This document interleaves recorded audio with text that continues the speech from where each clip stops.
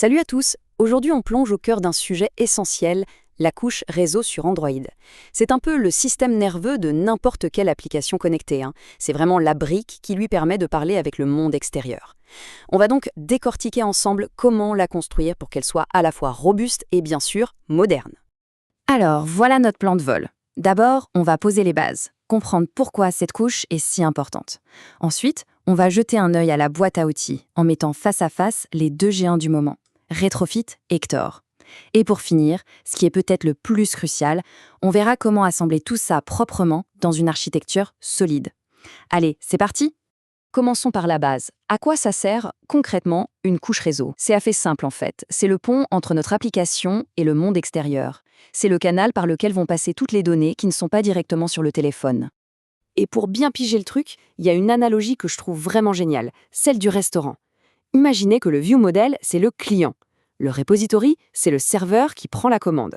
Mais le client, lui, ne met jamais les pieds en cuisine. Eh bien, cette cuisine, c'est notre couche réseau.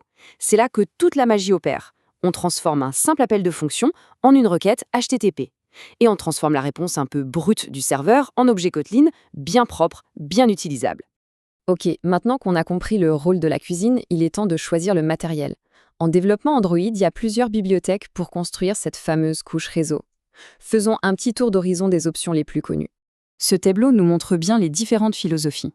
Tout en bas de la chaîne, on a OKHTTP. C'est le moteur, c'est brut, c'est puissant, mais c'est assez complexe à manipuler directement. Au-dessus, Retrofit et Ktor nous offrent des abstractions, ils nous simplifient la vie. Et puis, il y a ce critère qui change vraiment la donne aujourd'hui, le multiplateforme. Et là, on voit que Ktor a été pensé pour ça dès le départ. Et voilà, ça, c'est le point crucial. La recommandation est super claire et très pragmatique. Si le projet est et restera 100% Android, Retrofit, c'est le choix de la sécurité. C'est mature, la communauté est immense. En revanche, si on a dans un coin de la tête l'idée de faire du multiplateforme ou si on veut une solution pure Kotlin, là, Ktor devient une évidence. C'est ce duel qu'on va creuser. Allez, on attaque avec le premier poids lourd, Retrofit, la bibliothèque de Square qui est, il faut le dire, le standard de facto sur Android. Son idée de génie, c'est son approche déclarative. En gros, on décrit ce qu'on veut dans une interface et Retrofit s'occupe de toute la plomberie en arrière-plan. La mise en place avec Retrofit, c'est très carré, ce qui la rend assez facile à suivre. On commence par les dépendances Gradle, puis on définit nos modèles de données, les fameux DTO, et le contrat de notre API va via une interface. Ensuite, avec un outil comme Hilt, pour l'injection de dépendances, on vient brancher tout ça proprement, pour enfin l'utiliser dans le repository. C'est une recette qui a fait ses preuves, super fiable. Alors, les 3 dépendances vraiment essentielles, c'est quoi ? D'abord, Retrofit lui-même, évidemment. Ensuite, un convertisseur pour transformer le JSON en objet Kotlin. Ici, on utilise Kotlin X Serialization, la solution moderne et officielle de Kotlin.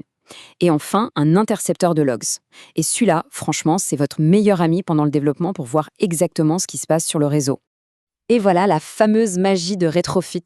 On ne code pas l'appel réseau, on le décrit. C'est ça la nuance. On crée une simple interface et chaque fonction représente un point d'accès de l'API. On y ajoute des annotations comme @get, @post pour dire à Retrofit quoi faire. Et c'est lui qui génère tout le code de bas niveau. Avec le petit mot-clé suspend en plus, on s'intègre parfaitement avec les coroutines de Kotlin. Résultat, c'est incroyablement propre et lisible. Bon, maintenant, place au challenger. Ktor. Il est développé par JetBrains, donc les créateurs de Kotlin, eux-mêmes, et Ktor, il adopte une approche complètement différente, un DSL, un Domain Specific Language, entièrement en Kotlin. Il a été conçu pour être flexible, modulaire et surtout parfaitement adapté aux coroutines et aux multiplateformes. Le plan de match ressemble à celui de Retrofit, mais attention, les détails changent. Au lieu d'une instance Retrofit, on va configurer un HTTP client. Et au lieu de définir une interface avec des annotations, on va créer une classe bien concrète qui fera les appels directement. Et c'est là que Ktor est super malin. Tout passe par un système de plugins. Le client HTTP de base, il est tout simple. Et on vient lui greffer des fonctionnalités en installant des plugins. Par exemple, ici, on installe Content Negotiation pour qu'il comprenne le JSON et Logging pour nous aider à débugger. C'est une approche vraiment très modulaire. Et là, bam, on voit la grosse différence avec Retrofit. Au lieu d'une interface, on écrit une vraie classe, avec du vrai code. La fonction getSongs construit elle-même la requête en utilisant le client. On appelle explicitement la méthode get, puis on appelle la fonction body pour récupérer et convertir la réponse. C'est plus direct, plus programmatique, on a un peu plus de contrôle, mais c'est aussi un peu moins magique. Ce tableau, il résume parfaitement le match. Retrofit, c'est la simplicité déclarative, la maturité d'un standard bien établi. Cator, c'est la flexibilité d'un DSL, une approche un peu plus manuelle de la gestion d'erreurs, et surtout, son atout maître, le support natif de Kotlin multiplateforme. Le choix va donc vraiment dépendre des besoins et de la vision du projet. Bon, choisir son outil, c'est bien. Mais l'intégrer proprement dans l'application, c'est encore mieux. C'est même la clé. C'est ici que l'architecture logicielle entre en jeu. Parce qu'une couche réseau mal intégrée, ça peut vite rendre une app fragile et super compliquée à maintenir. Dans une architecture propre, le mot d'ordre, c'est la séparation des responsabilités. Et ce tableau le montre parfaitement. Toute la connaissance du réseau, que ce soit Retrofit ou Cator, doit être complètement planquée, isolée dans la couche data. Pourquoi c'est si important? Parce que ça veut dire que les couches domain et UI, elles, n'ont aucune idée de comment les données sont récupérées. Elles demandent, elles reçoivent, point. Alors là, écoutez bien, parce que ça, c'est la règle d'or, le truc à ne jamais, au grand jamais, transgresser. La couche domaine, elle définit les contrats, comme une interface song repository avec une fonction getSongs. Et c'est la couche data qui va fournir une implémentation de cette interface. Et c'est seulement à l'intérieur de cette implémentation qu'on trouvera nos appels à Retrofit ou Cator. Ça garantit que demain, si une nouvelle bibliothèque incroyable sort, on peut changer toute notre couche réseau sans toucher à une seule ligne de code dans le reste de l'app. C'est ça, la vraie puissance d'une bonne architecture.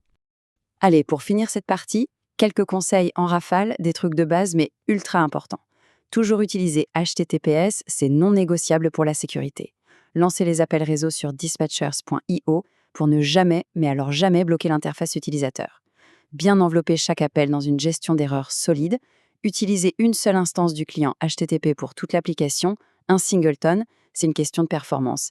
Et bien sûr, ne pas oublier d'ajouter la permission Internet dans le manifeste, sinon forcément rien ne marche. Bon, on a vu la théorie, les outils et l'architecture. Il est temps maintenant de synthétiser tout ça en une checklist super pratique pour pouvoir passer à l'action en toute confiance.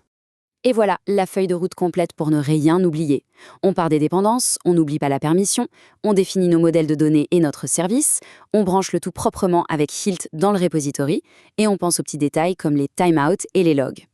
En suivant cette séquence, on s'assure de construire une couche réseau qui n'est pas juste fonctionnelle, mais qui est surtout robuste et prête pour la production.